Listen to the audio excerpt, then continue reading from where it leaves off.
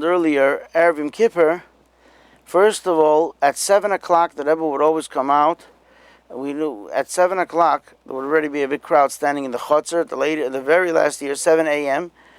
In the later years, last couple of years, it was a little bit later, and it was right in front of 770. But always it was on the side of 770.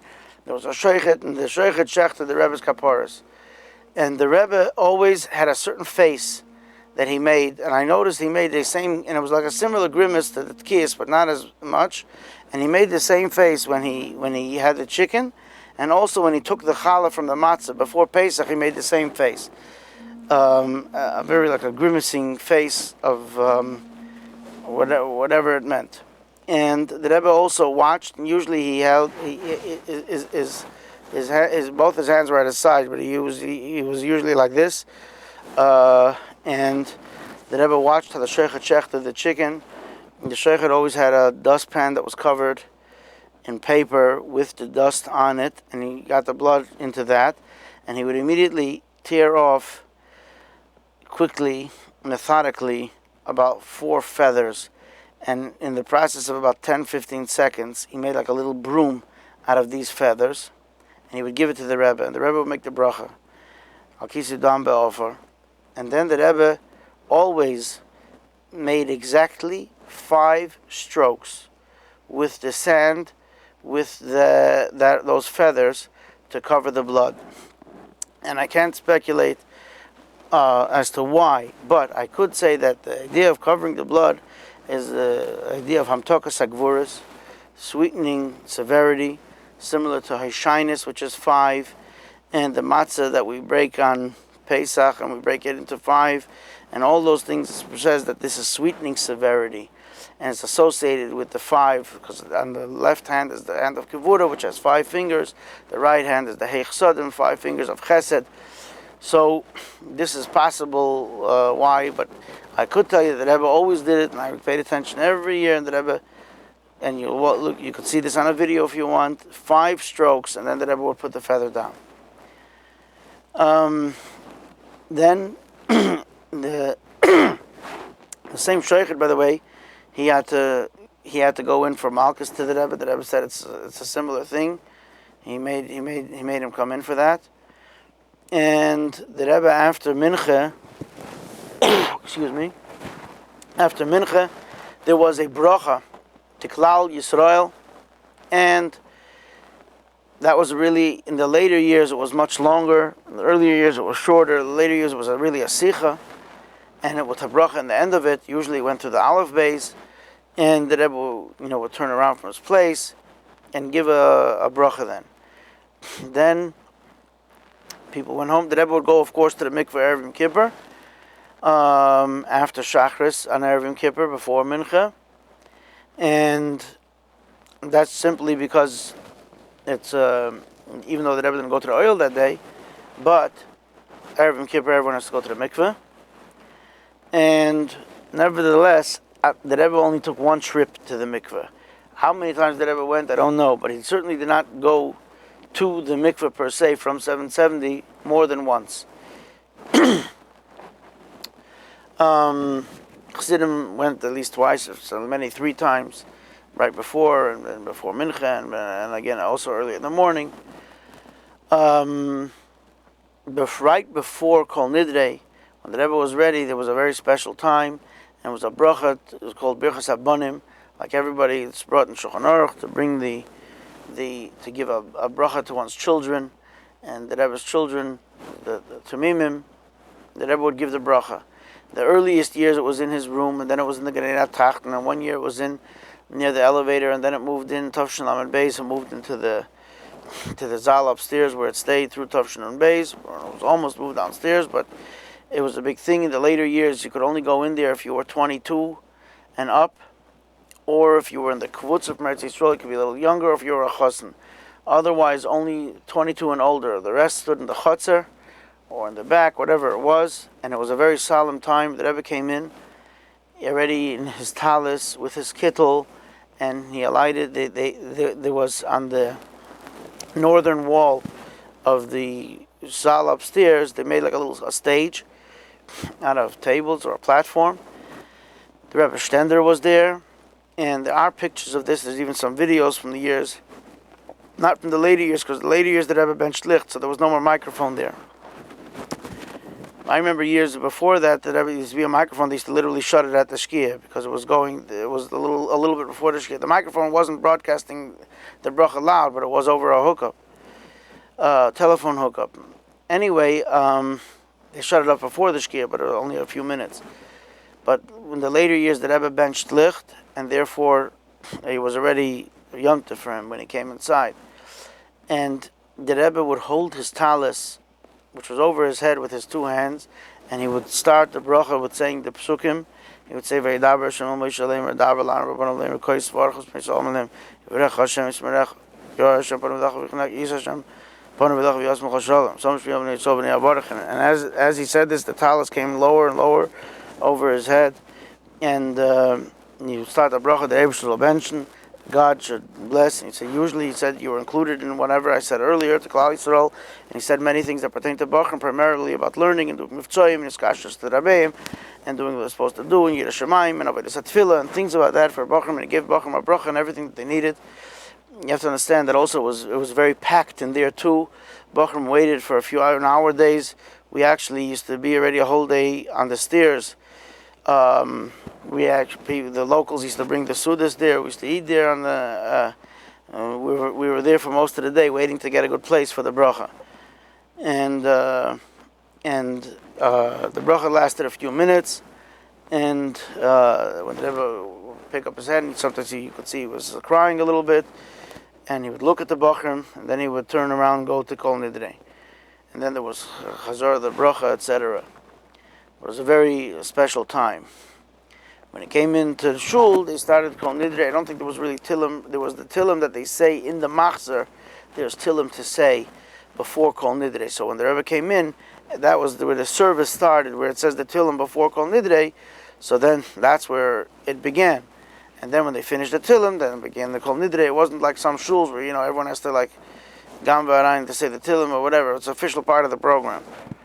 And then after they went through the whole Ma'ariv, we're not going to get into that. They were saying, they used to sing several Nagunim, the famous ones, Ki Hine Kachoymer, these, Ki Hine Kachoymer, Ki Yanu Amecha, they sang that always, also Vina Malkeinu. And these were Nagunim that were always sung. But after, what I wanted to point out is that after the davening, and after the 4 Kapitlach Tillim that I brought in the Machzer, and after those Kadeshim, then the Rebbe stayed in shul, and they would say B'tzibur the whole Tehillim, and the Rebbe stayed for that.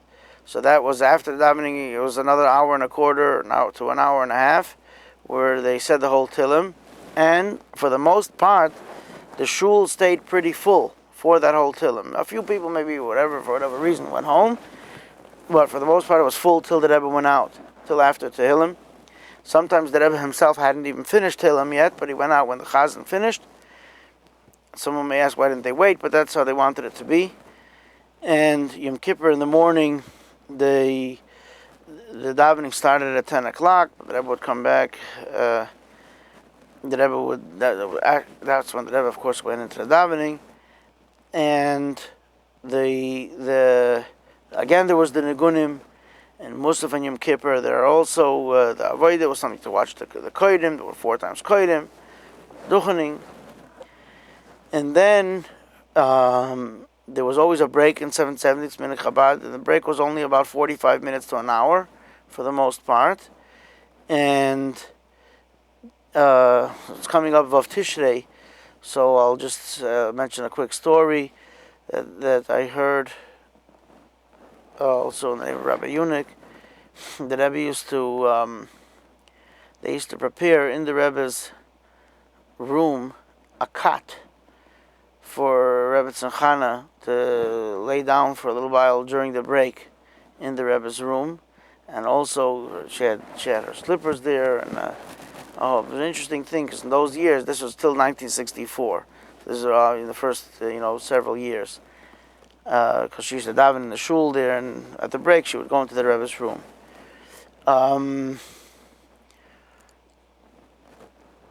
Then Mafter Yoina, of course, the Rebbe was oil to Mafter Yoina, And he said that mafta a little bit louder than he would say most maftas through the year. You could hear that one even if you weren't so close. Usually through the year the Rebbe said mafta quite on a lower. You only heard it in the first 10 rows. You heard it well, for the most part. The Rebbe used to cry a lot by mafta. But mafta yoyne was a little bit different. And then mincha, what I want to get to is then of course ne'ilah. Ne'ilah is Davina Malkeinu. And Avinu Malkeinu, in different years or different things, you saw that the Rebbe, when you sing Avinu Malkeinu, sometimes the Rebbe had them sing it 3 times and 4 times. It didn't matter when the time was, or if it was already the end of the fast, whatever it was, but the Rebbe had still things that he was doing, and he kept on bringing yeah, again and again and again. Some years they sang it up to 10 times and whatever. Well, there was certain things were going on. And different stories. Then after that, of course, there was the Shema Yisrael, Baruch Shem, Hashem Elokim, and then there was the Napoleon's March. In the earlier years, the Rebbe would actually, before there was a stage from, I believe in the I'm not sure when it started. I don't remember at this moment when it started. There was always a stage in Tishrei, but in the earlier years there was not, where the Rebbe would daven, and the Rebbe would actually jump up for Napoleon's March onto his red chair. And he would clap his hands and encourage the singing of the march. That was in the middle of Kaddish, right before the shofar is blown. And he would pull his talis over, and it's a really happy time. Etc., etc. But in later years, even though the Rebbe was already on a stage, they made another, like a platform, which was a structure that was used once a year, just at the end of Yom Kippur, where the Rebbe alighted about 4 stairs, and then there was like a wider platform on top, where he used to go up, so that was like a platform on his platform, so it was much higher, and he would turn around, and he would encourage the Olam singing, and it was a very moving moment after whole Yom Kippur, where the tide was turning towards the Sukkot and Zman Simchas Seinu season. And then, of course, there was the shofar. Afterwards, the Rebbe, when he went out, there was Ma'ariv. There was also Kiddush Levana usually. And the Rebbe came out. The Rebbe would say something, speak about building the sukkah, whatever it was. One year, a little over 50 years ago, the Rebbe said a Maimer once a month, Yom Kippur.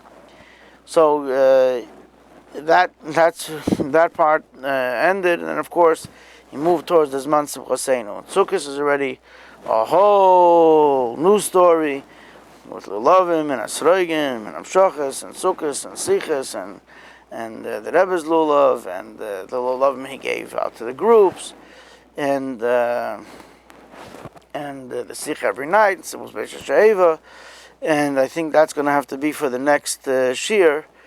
And the Eibusha should help that indeed each and every person here, everyone Klal Yisrael, is benched with a Chsim and a Gmar Chsim Toiva.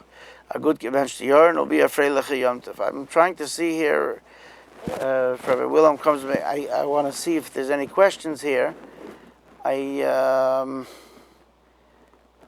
don't, let me see if there, Rabbi Willem, are there any questions? Are we supposed to do Sukkos now? Rabbi Willem says to do a little bit of Sukkos. Rabbi Willem says, okay, a little bit of Sukkos will do. Rabbi Willem says we could do some of Sukkot, but you want to see if there's any questions here? Rabbi if there are any. No. If they are, if there are, we'll see it. Okay, wonderful. That means that everything's clear. Okay, so. Let me ask them: is everything clear? Were you able to hear him nicely? Okay. That's from Melbourne, Australia. Okay. You can send regards to Rabbi Lipsker, our classmate. Okay. Just a few things about Sukkot.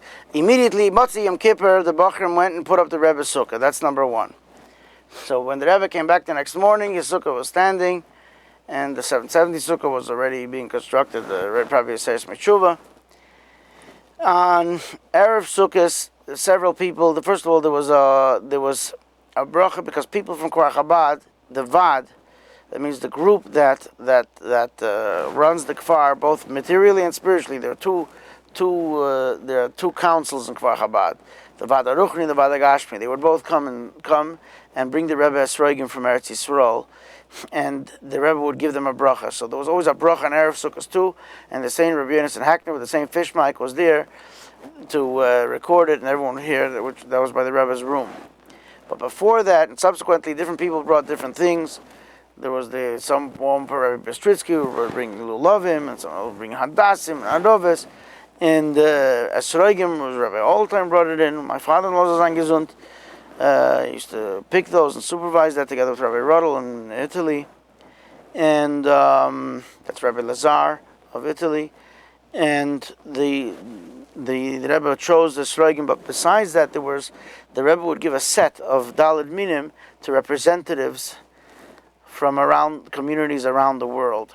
One year, actually the year of Tavshin Beis, it happens to be that I went upstairs with a good friend of mine, which Rabbi Willow mentioned earlier, Rabbi Zaklikovsky, and we actually laid down on the second floor, and we just looked out from the little crack between the banister and the floor of the second floor. We could see exactly directly below us the Rebbe was choosing the Lulavim, and we didn't budge. We were like statues laying over there, and no one else was in the room. While the Rebbe was choosing, there was a light, and we watched the Rebbe pick up the Lulavim and look and choose every Lulav. And he had two piles. He was taking from one pile, and he took, shall we call it, the rejects, and the pile that he was using.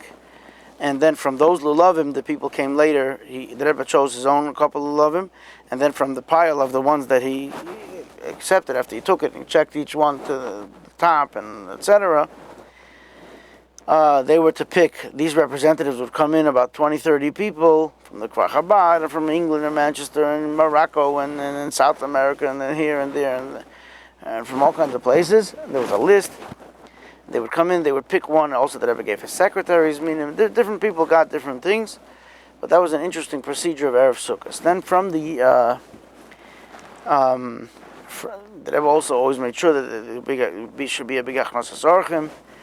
And from the year of Tavshim Mem Aleph, which was Hakel also, the Rebbe started a new minhag, and that was to say a sicha every night of Sukkot, each and every night. So after Ma'ariv, the Rebbe spoke, and then it became a custom every single night of Sukkot.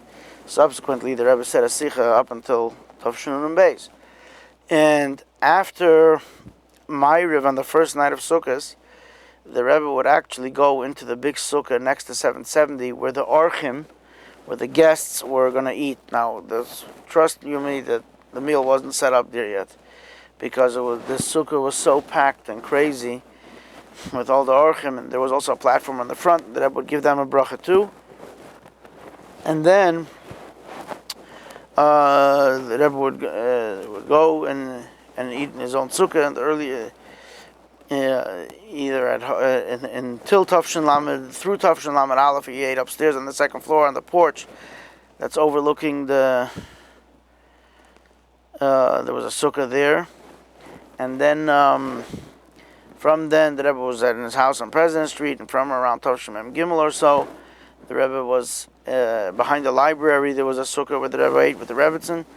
And then from Tavshin Mem Tes and on, the Rebbe was in 770. He had a sukkah, a little sukkah. He had two sukkahs actually. He had a little private. In the last couple of years, the Rebbe had a private sukkah in where Rabbi Groner's office is now.